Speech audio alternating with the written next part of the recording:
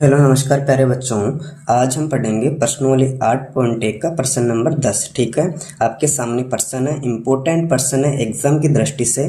तो प्यारे बच्चों, हम पहले प्रश्न को रीड कर लेते हैं। इसमें एक ट्राइंगल दे रखा है पी क्यू आर, तो मैंने यहाँ पर पी क्यू आर एक ट्राइंगल बना लिया। ठीक है, इसमें कोण क्यू समकोण है। जो कोण क्यू है इसका मान आपके सामने 90 डिग्री है। ठीक है, इसमें देखो P R plus Q R का मान 25 दे रखा है और पी क्यू का मान 5 सेंटीमीटर दे रखा है। इसमें आपको फिर साइन पी, कोस पी और टेन पी के मान ज्ञात करना है। इस प्रश्न को हल करते हैं। इसमें लिखेंगे पहले दिया हुआ है, यानी जो प्रश्न में दे रखा है उसको पहले आपको नोट डाउन करना है। ठीक है, इसमें देखो बच्चों क्या दे रखा है। इसमें दे रखा है त्रिभुज पी क्यू आर में, तो मैंने यहाँ पर लिखा त्रिभुज पी क्यू आर में, आपको ऐसे ही उतारना है। इसमें फिर कोण क्यू समकोण है, तो कोण क्यू का मान कितना आपके सामने 90 डिग्री, तो मैंने यहाँ पर कोण क्यू बराबर लगा दिया 90 डिग्री। ठीक है, इसको आगे पढ़ो। फिर P R plus Q R बराबर 25 है, यानी जो पी आर है और इसमें क्यू आर दोनों भुजा है उसका टोटल मान कितना दे रखा है 25 सेंटीमीटर। ठीक है, और पी क्यू बराबर 5 सेंटीमीटर है, तो मैंने यहाँ पर लिखा पी क्यू बराबर 5 सेंटीमीटर। अब आपको देखना है बच्चों पी क्यू का मान कितना है, 5 सेंटीमीटर है, तो मैंने पी क्यू का मान कितना लिखा 5 सेंटीमीटर। इसमें देखो, इसमें पी आर और क्यू आर दोनों का मान मिलाकर 25 है, इसमें एक का मान नहीं है। इसमें देखो पहले पी आर है और क्यू आर दोनों को मान मिलाकर कितना दे रखा 25 है। अब ज्ञात करना आपको, मैं यहाँ पर कर देता हूँ बच्चों। ज्ञात क्या करना है आपको, इसमें साइन पी का मान ज्ञात करना है। ठीक है, फिर आपको कोस पी का मान ज्ञात करना है। ठीक है, फिर आपको टेन पी का मान भी ज्ञात करना है।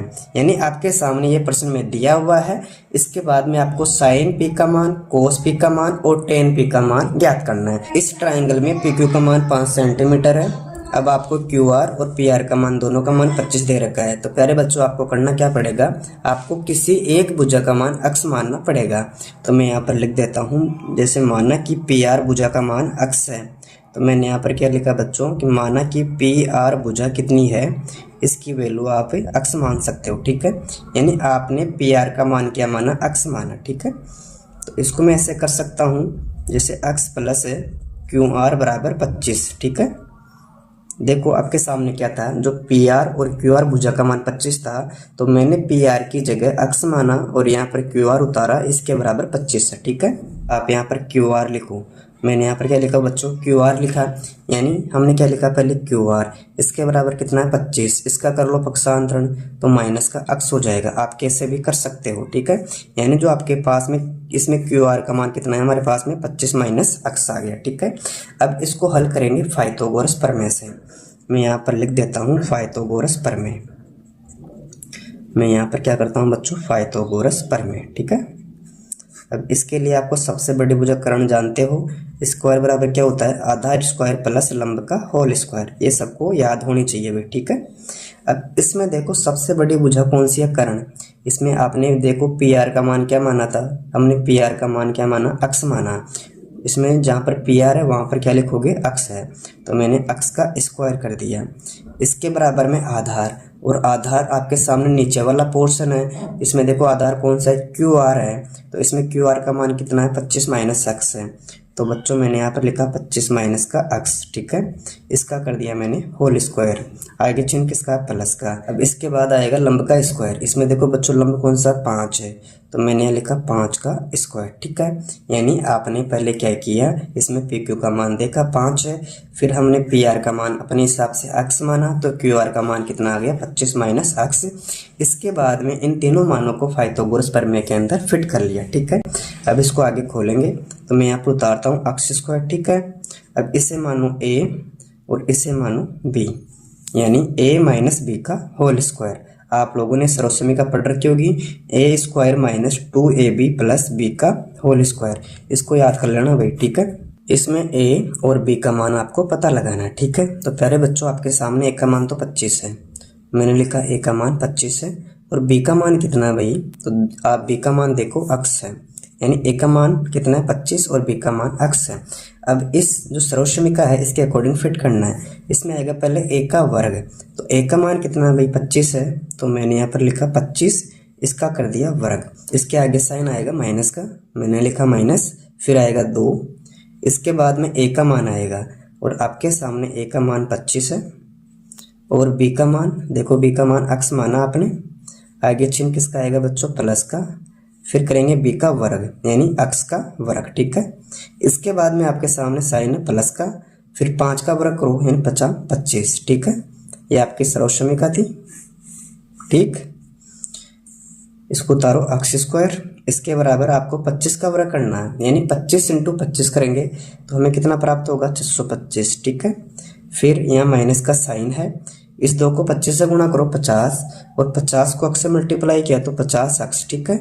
आगे साइन किसका आएगा, प्लस का, मैं यहाँ पर उतारता हूँ x स्क्वायर, और यहाँ कितना बच्चों, प्लस के 25, ठीक है। अब यहाँ उतारो x स्क्वायर, यहाँ साइन बराबर का है। अब यहाँ देखो बच्चों गौर से, यहाँ प्लस के 625 है और यहाँ प्लस के 25 है, तो कितना हो गया, प्लस के 650, ठीक है। आगे साइन माइनस का है, उतारेंगे 50x और प्लस के x स्क्वायर, ठीक है। इतना करने के बाद में अगर आप चाहो तो इसको ऐसे भी कर सकते हो, जैसे मैं उतारता हूँ 650 माइनस के 50x और यहाँ प्लस के x स्क्वायर है, यानी इसका मान इस x स्क्वायर के बराबर है। इसको आप ऐसे भी कर सकते हो, क्योंकि ये जो x स्क्वायर है ये रहा, और ये जो मान है ये दोनों बराबर में है, ठीक है।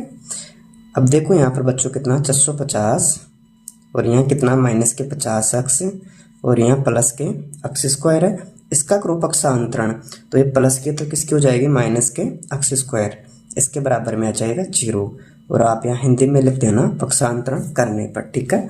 इतना कर लिया आप लोगों ने। अब देखो एक संख्या प्लस की, एक माइनस कट गई। अब यहाँ देखो 650 है और यहाँ माइनस के 50x है, ठीक है, 50x है, इसके बराबर में क्या है, 0 है। अब उतारते हैं 650, इसके बराबर में 0 है। अब इसका करो पक्षांतरण, इधर माइनस का 50 है तो किसका हो गया, प्लस के, यहाँ 50x हो गए, ठीक है। और हमें x का मान ज्ञात करना है, पहले इन दोनों को जोड़ो, कितना हो गया 50x, इसके बराबर में कितना है 650, ठीक है। यानी x बराबर कितना है 650 और इसके बट्टे में कितना आ जाएगा 50, ठीक है। यानी इधर इंटू में 50 है तो यहाँ किस में आ गया, बट्टे में। एक 0 से एक 0 कट गया। अब 5 का भाग देंगे 65 में, हमें प्राप्त हो गए कितने, 13, ठीक है। यानी जो x का मान किसका मान था, PR का, तो मैं यहाँ पर कर सकता हूँ अतः, मैंने यहाँ पर लिखा अतः PR का मान हमें प्राप्त हो गया कितना, 13, ठीक है। अब इसके बाद में आपको ज्ञात करना है QR का मान। तो प्यारे बच्चों हमने बनाया था जो QR का मान किसके बराबर था, 25 - x के बराबर था, तो मैंने यहाँ पर लिखा 25 - x। अब आपको उतारना 25, आगे चिन्ह माइनस का है। अब जो x का मान हमें प्राप्त हुआ था उसको नोट डाउन करना है, और बाकी करेंगे तो कितना आएगा, 25 में से घटाओ 13 तो कितना बचेगा, 12, ठीक है। यानी हमें QR का मान कितना प्राप्त हो गया, 12। यानी आपके पास में देखो पहले PQ का मान कितना था भाई, 5 था, फिर PR का मान हमें कितना प्राप्त हुआ, 13, ठीक है। इसके बाद में QR का मान हमें प्राप्त हुआ 12, ठीक है बच्चों। इतना करने के बाद में अब आपको ज्ञात करना है इसमें sin p, cos p और tan p का मान ज्ञात करना है। तो मैं यहाँ पर लिख देता हूँ sin p का मान भी आपको ज्ञात करना है, फिर cos p का मान भी ज्ञात करना है, और tan p का मान भी आपको निकालना है, ठीक है। और ऐसा ट्रायंगल आपके सामने था, इसका नाम था P, Q और R। आपके सामने Q समकोण था, इसका मान 5 है, इसका 12, इसका 13, ठीक है। अब आपको देखो बच्चों sin p का मान ज्ञात करना है। अब मुझे बताओ जो sin का मान किसके बराबर होता है, L/K के बराबर होता है। तो मैंने यहाँ पर लिखा लंब बटा कर्ण, ठीक है। इसी प्रकार cos का मान किसके बराबर होता है, आधार बटे कर्ण के बराबर होता है, तो मैंने लिखा आधार बटे कर्ण, ठीक है। फिर tan p का मान किसके बराबर होता है, लंब बटा आधार, तो मैंने यहाँ पर लिखा लंब बटा आधार, ठीक है। बस आपको मान फिट करना, आपका आंसर आ जाएगा, ठीक है बच्चों। अब देखो यहाँ पर क्या दे रखा है, sin p है, तो इसमें देखो sin p का ये रहा p आपके पास थीटा है, इसके सामने वाली भुजा लंब होती है, ये सामने वाली भुजा क्या है, लंब है, यानी इसमें लंब का मान क्या आ गया, QR है, ठीक है। तो बच्चों QR का मान कितना है, 12, और यह आधार हो जाएगा PQ। मैंने लिखा PQ कितना, आधार 5 है, ठीक है। अब इसका देखो पहले sin p का मान कितना है, आपके लंब बटा कर्ण है, तो इसमें देखो लंब कौन सा है, सामने वाली भुजा यानी 12, इसके बट्टे में कर्ण आ गया 13, ठीक है। इसी प्रकार cos p का मान क्या होता है, आधार बटा कर्ण। अब आपको देखना p के सामने वाली भुजा लंब है और ये आधार है, तो आधार कौन सा हो गया, 5, इसके बट्टे में आ गया 13, ठीक है। अब इसके बाद ज्ञात करेंगे tan p का मान। इसका मतलब है लंब बट्टा आधार। इसके सामने वाली भुजा लंब है यानी कितना है 12, इसके बट्टे में आधार है यानी पी क्यू का मान कितना आ गया 5। इस प्रकार आपके ये तीनों आंसर आ जाएंगे, ठीक है बच्चों। अगर आपको वीडियो अच्छी लगी वीडियो को लाइक करें, मित्रों के साथ शेयर करें और चैनल पर पहली बार आए हो तो चैनल को सब्सक्राइब अवश्य करें। Thank you.